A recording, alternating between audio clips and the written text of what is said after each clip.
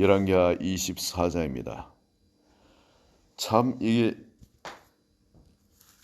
24장에는 주님의 슬픔과 주님의 아픔이 그대로 여기에 배어 있습니다. 하나님께서 참 이스라엘 백성을 택해 가지고 세상에 하나님의 영광으로 심고자 했습니다. 하나님이 어떻게 자기 마을을 청정하고 사랑한 자를 축복해 주시는지, 어떻게 영광을 드러내는지 이스라엘 통해서 온 세상을 드러내고자 했는데 이미 하나님이 이제 마음을 바꾸셨어요. 더 이제 소망을 이 이스라엘 나라에 갖지를 못합니다. 이스라엘과 유다 두 나라가 있었는데 이스라엘 나라 가지고 먼저 북쪽 이스라엘을 멸망을 하도록 허락을 하죠. 그리고 유다만 남았는데 유다라도 그 하나님 앞에 올바르게 행함으로 말미암아 하나님께서 다시 모든 걸 돌이킬 수 있게 하면 얼마나 좋겠습니까? 그런데 점점 사람이 타락해 가는 것을 봅니다. 구약을 이렇게 보시면서 특히 이 마지막 시대 하나님이 그렇게 경고를 하심에도 불구하고 이 마지막 이 시대에 유다에 일어나는 일들을 이렇게 보시면은 참 우리 마음에 우리 사람이지만은 이 하나님의 마음을 짐작해 볼 수가 있습니다. 이때 누구를 세우시냐면은 나라가 멸망하는 마지막에 예레미야 선지자를 세우셔가지고 끊임없이 그 징조들 유다 백성들에게 보이셨습니다.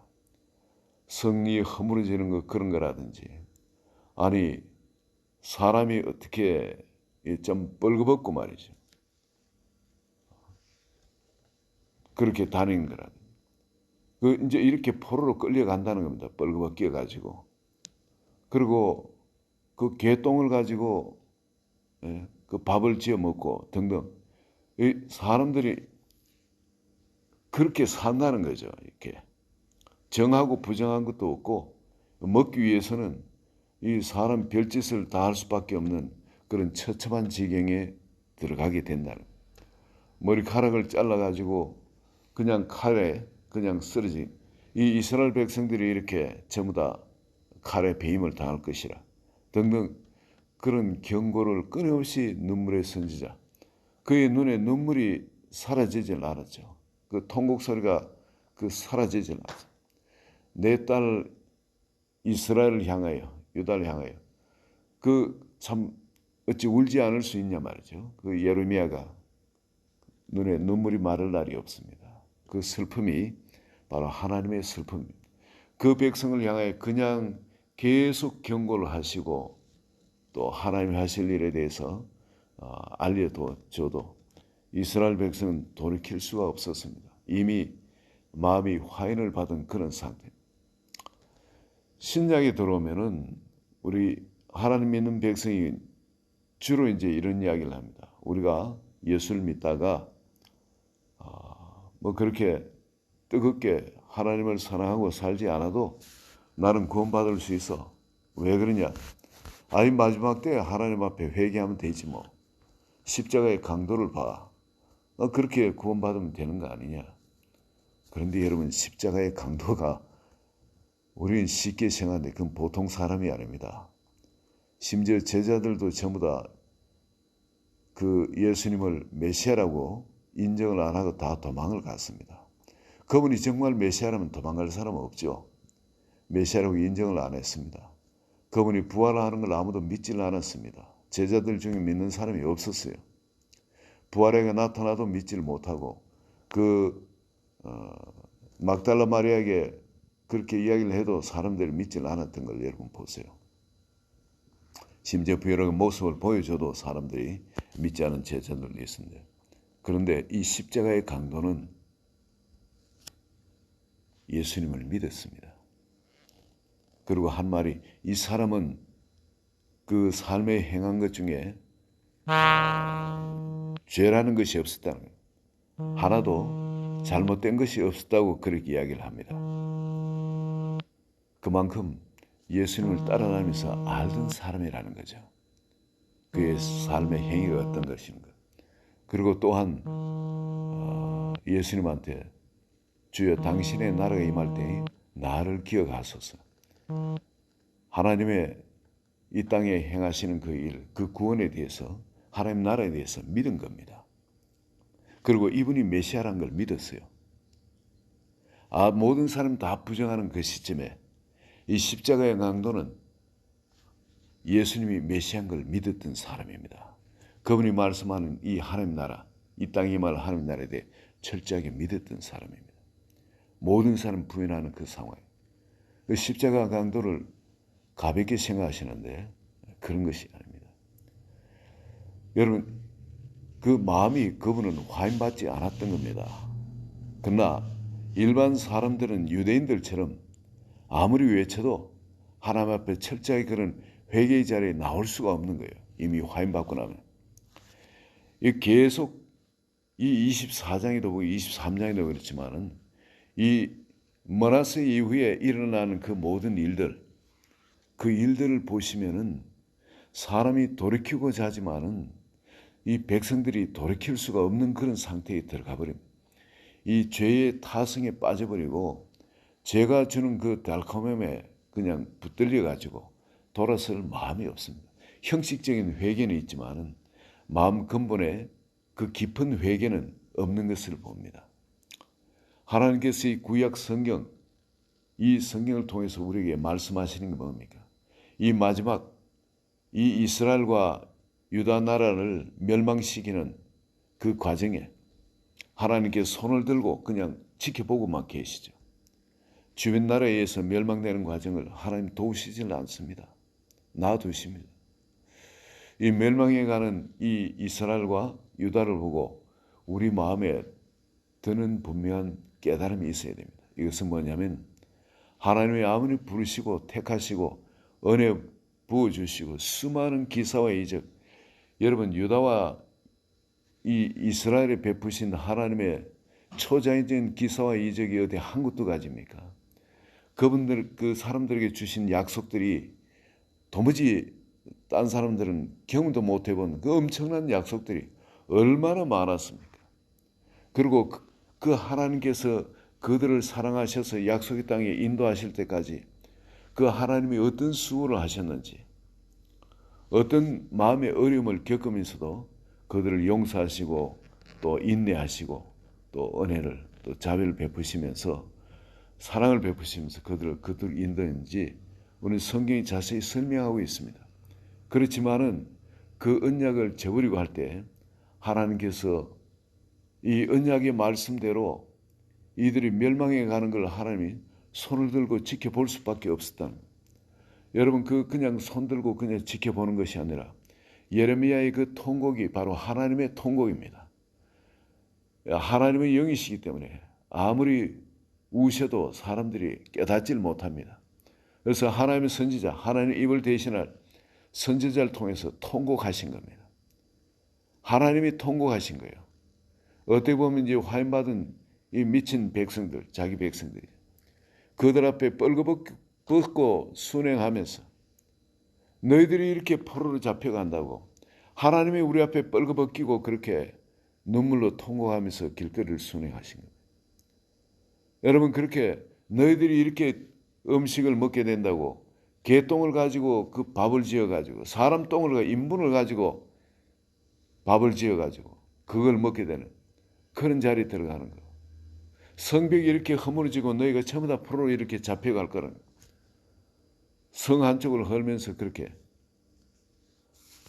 이 모든 것이 여러분 하나님의 슬픔이거든요. 하나님께서 우리를 향한 눈물이었습니다. 하나님께서 우리를 향한 통곡이었습니다.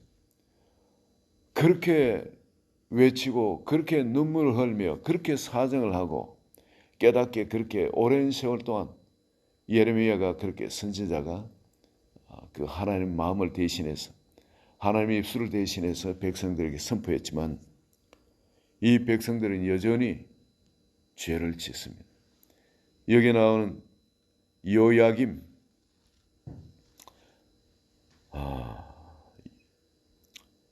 요아스의 아들, 여기에 여호아스가 나오죠. 여호아스는 석 달 만에 왕위를 폐합니다.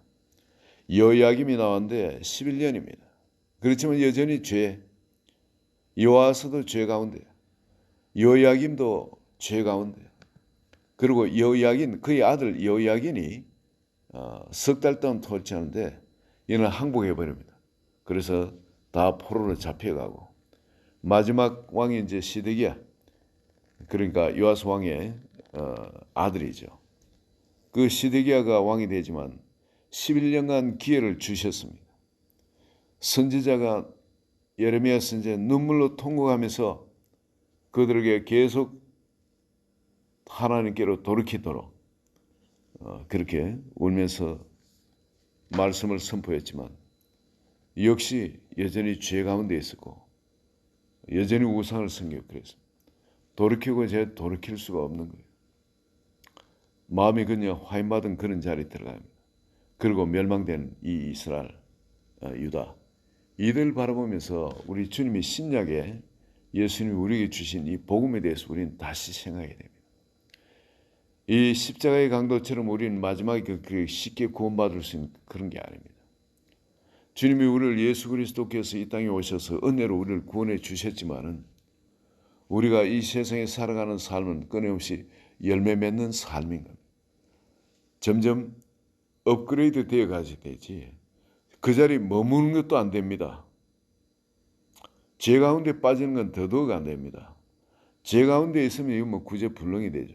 하늘에 그 신령한 것을 맛보고 구원의 은혜를 맛보고 하나님을 또 욕보이는 자들, 하나님이 그들을 어떻게 용서하실 수 있냐. 그런데 그럼 뭐 대충 신앙생활을 해도 되지 않냐? 여러분이 무서운 건 오늘날 교회가 전부 이런 모습이라는 겁니다.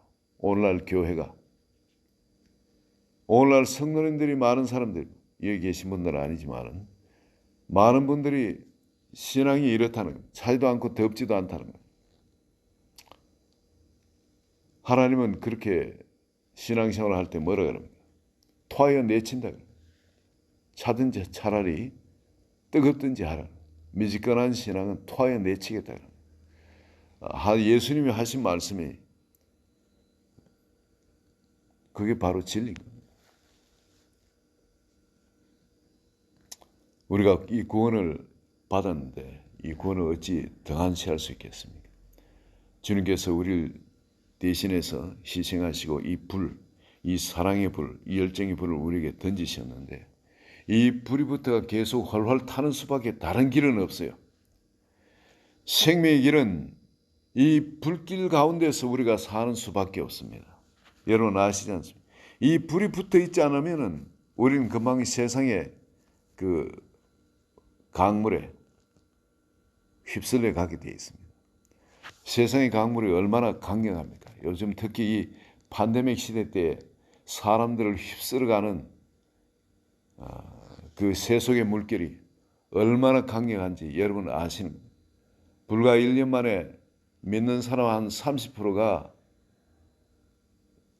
무종교로 돌아섰습니다. 그래도 이름을 기독교에 걸어놨던 사람은 30%가 그냥 사라졌습니다. 그리고 많은 사람 팬데믹 핑계를 대고 대면 예배를 거부하고 있습니다. 그렇지만은 이미 불이 마음에 꺼지면은 하나님을 향한 경험과 또 지식을 갖고 있다 할지라도 그 예배가 형식적인 예배가 되기가 얼마나 쉬운지 여러분 아십니다. 오늘 우리에게 주님이 주신 이 살길, 생명의 길은 이 유다의 멸망하는 모습을 보면서 우리가 붙들어야 할 것은 하나님의 성령의 불에 강력하게 붙들린 수밖에 없습니다. 내 혼자 이 불길을 피워낼 수도 없는 걸 여러분 아십니다. 그래서 여러분 하나님이 우리 마지막 시대 이때 지알렘을 주신 줄로 믿습니다. 불이 그 지알렘을 통해서 하늘부터 그 사랑의 불이 그 열정의 불이 그 거룩의 불이 붙어가지고 우리 모두가 그 불길 가운데 우리가 살아갈 수 있도록, 그게 바로 성령의 이끌림 가운데, 성령의 감동하신 가운데, 성령의 강권하신 가운데, 말씀이 우리 마음을 주장하는 가운데 우리가 주와 동행할 수 있는 유일한 방법. 여러분, 이 제할렘을 놓고 여러분 기도해 주시고, 또한 오늘 상 가운데도 주님의 그 주님의 그 불이, 주님의 그 십자가 사랑이 우리 마음을 주장해 주시도록 주님을 바라보시고 기도하면서, 끊임없이 기도하면서 주와 동행하는 하루가 되시기를 예수 그리스도 이름으로 축원드립니다. 하나님 아버지, 주님께서 이 세상을 어떻게 승리하며 걸을 수 있었는지, 아버지 그것이 십자가의 길이었지만은 아버지 그 길을 하나님의 성령과 하나된 가운데 내가 아니고 이제 나를 주장하신 주님이, 나를 주장하신 성령께서 바로 말씀이신 그분과 연합한 가운데 그 삶을 살았던 것, 아버지 그걸 저희가 바라봅니다. 아버지 그 예수님께서도 모든 걸 아시고 계시지만도 성령께서 위에서 성령 세례로 그를 강권하여 할 때, 성령의 권능이 그를 주장할 때 그 가운데서 승리의 삶을 살 수 있었던 걸 우리가 바라보니, 주님 오늘 이 아침에도 기도하는 한 분 한 분 성령의 강권하심, 권능이 주장해 주시고 그 불길이 주장해 주소서. 예수 그리스도 이름으로 기도합니다. 아멘.